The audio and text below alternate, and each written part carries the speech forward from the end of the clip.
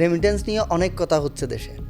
সবাই বলছে ব্যাংকের মাধ্যমে টাকা পাঠান, দেশের অর্থনীতি শক্তিশালী করুন।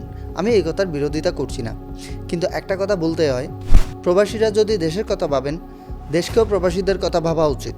আমরা যারা বিদেশে থাকি তারা শুধু টাকা পাঠাই না, নিজের পরিবার ছেড়ে বছরের পর বছর কষ্ট করে কাজ করি।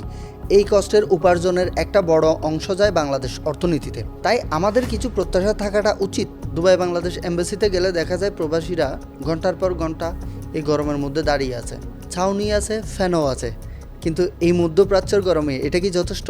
যে জায়গায় মানুষ একটা কারে এসি চালিয়ে বসে থাকতে পারে না, ওই জায়গায় ওপেন মাঠে কিভাবে মানুষ সার্ভিস নেয়? আবার অনেকেই 2-3 বছর পর দেশে ফিরেন, বিমানবন্দরে নেমেই ইন্টারনেট ব্যবহার করতে পারে না, কারণ বাংলাদেশি সিম সাথে থাকতে হবে।